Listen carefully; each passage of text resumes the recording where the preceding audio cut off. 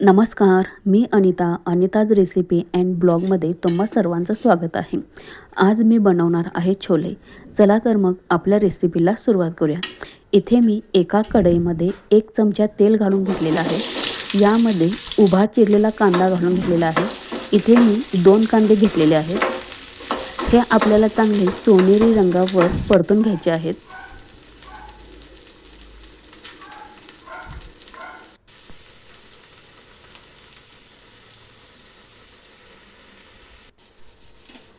कांदा चांगला सोनेरी रंगावर परतून झालेला आहे.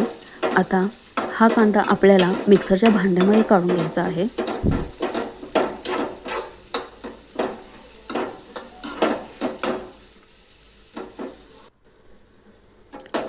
इथे मी हा कांदा मिक्सरच्या भांड्यामध्ये काढून याची पेस्ट करून घेतलेली आहे. आता त्याच कढईमध्ये आपल्याला 2 चमचे तेल घालून घ्यायचे आहेत. यामध्ये मी अर्धा चमचा जिरे घालून घेतलेले आहे आणि जी कांद्याची पेस्ट करून घेतली होती सुद्धा आपल्याला या तेलामध्ये घालून घ्यायची आहे आणि व्यवस्थित परतून घ्यायचा आहे. कांदा परतायला जास्त वेळ लागत नाही, कारण सुरुवातीला आपण हा कांदा भाजून घेतलेला आहे.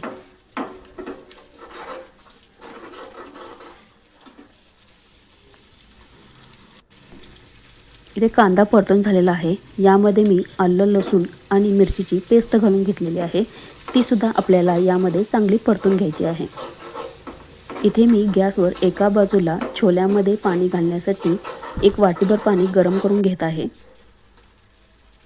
इथे मी 1 चमचा हळद, 2 चमचे लाल मिरची पावडर, 1 चमचा छोले मसाला, 1 चमचा गरम मसाला आणि 1 चमचा सांबार मसाला घालून घेतलेला आहे. तो सुद्धा आपल्याला यामध्ये व्यवस्थित तेल सुटेपर्यंत परतून घ्यायचा आहे.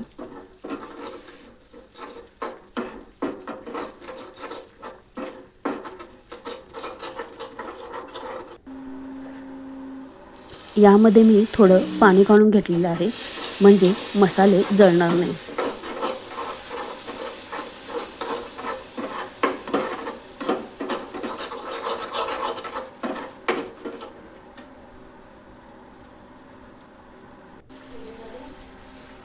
यामध्ये मी 2 टमाटरची पेस्ट करून घेतलेली आहे. ती सुद्धा आपल्याला यामध्ये घालायची आहे आणि याला सुद्धा तेल सुटेपर्यंत परतून घ्यायचं आहे.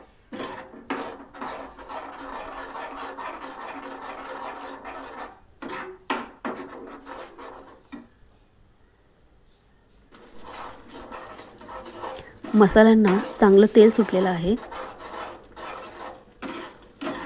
इथे मी छोले 5 ते 6 तास भिजत ठेवले होते आणि 4 शिट्या काढून कुकरला शिजून घेतलेले आहे. ते छोले आता आपल्याला या मसाल्यामध्ये घालून व्यवस्थित मिक्स करून घ्यायचं आहे.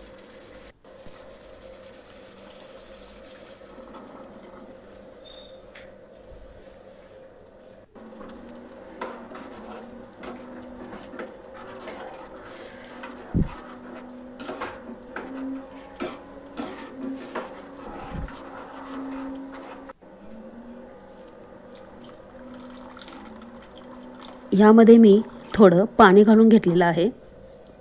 आता यामध्ये चवीपुरतं मीठ टाकून घ्यायचे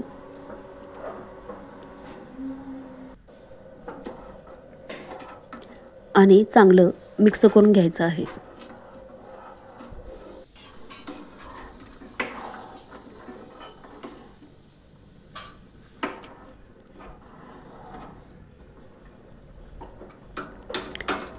इथे मी छोल्याला तडका देण्यासाठी एका भांड्यात 1 चमचा तूप गरम करून घेतलं आहे आणि त्यामध्ये 1 चमचा लाल मिरची पावडर घालून घेतलेली आहे.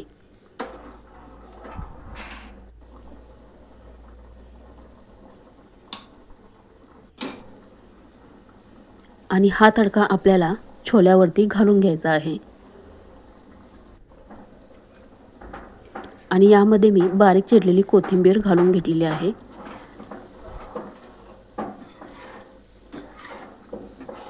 आता जरी हे छोले पातळ दिसत असले तरी जसजसा वेळ जाईल तसतसं ही भाजी घट्ट होते. तुम्हाला माझे व्हिडिओ आवडत असल्यास माझ्या चॅनेलला लाईक, शेअर आणि सबस्क्राईब नक्की करा. धन्यवाद.